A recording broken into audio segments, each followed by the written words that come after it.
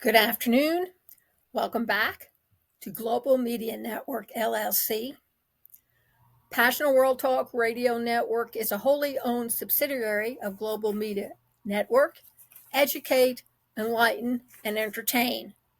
And today, on this episode of Lest We Forget Historical, with your host Lillian Cauldwell, we are going to talk about the 25th Amendment and the comments that President Trump who's running to become president of the United States, has to say about it.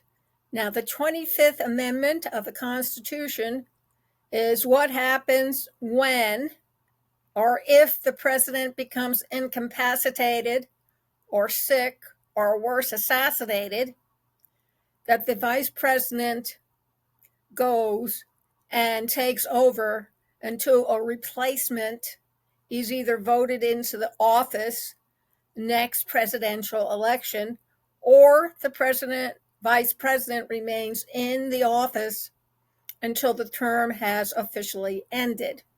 Either way. Now, the 25th Amendment was enacted back in the 1960s, and it was to lay out who succeeded the president and the process for removing a president, which would require a simple majority vote in the House to adopt articles of impeachment, and then a 2/3 vote in the Senate to convict. When Trump was the president 4 years ago, he was twice impeached by the House during his first term, but was not removed from the office by the Senate.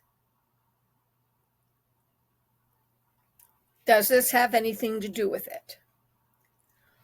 This past Saturday, former President Donald Trump called for modifying the 25th Amendment to allow for the removal of a vice president who lies or engages in a conspiracy to cover up the incapacity of the president.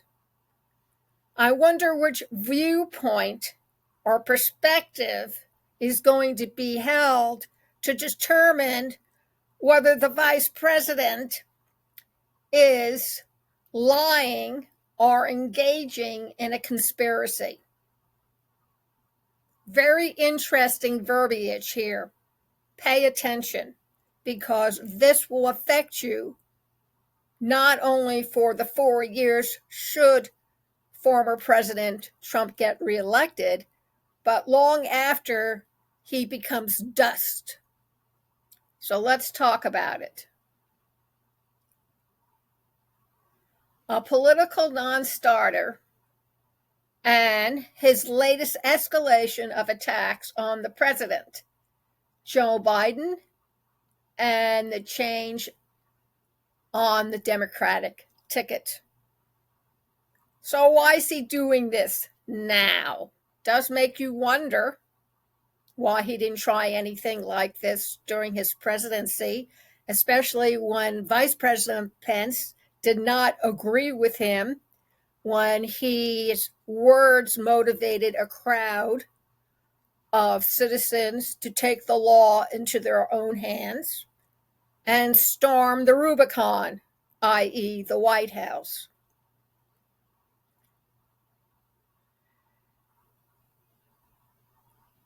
It is said that Trump went on to say during a campaign rally in Mosinee, Wisconsin, and I quote, "If you do that with a cover-up of the President of the United States, it's grounds for impeachment immediately and removal from office," because that's what they did. Well, he wasn't removed from office, was he? In the wake of Biden's poor debate with Trump, he stepped down and the vice president took over, Ms. Harris. Trump and his allies have accused Vice President Kamala Harris and top Democrats of covering up a decline in the president's mental fitness. Well, folks, the same can be said of the potential Republican presidential candidate, Donald Trump, who seems to not only have trouble controlling his temper, but he also has trouble getting the words out so that he makes sense. Something he who should be wary, if living in a glass house, of how they throw their stones. And of course, the Harris campaign declined to comment on Trump's remarks this past Saturday. The vice president has continued to defend the president and his mental capacity, telling CNN last month that she does not regret insisting in the weeks after the debate that Biden was fit to serve another 4-year term. And that is not my job to discuss whether he's fit or not fit, any more than it's my job to discuss whether former President Trump rerunning for election is fit or not fit to seek the office of President of the United States. Trump's proposal comes as he continues to grapple with the changed dynamics of the 2024 election. In the midst of his struggles to land on a consistent message to blunt Harris's momentum, Trump has continued to criticize Biden. During his Saturday rally, the former president said it was a miracle the president won the 2020 Democratic primary and mocked Biden's performance at the March State of the Union and their June debate. Which reminds me, he who is without sin should throw the first stone.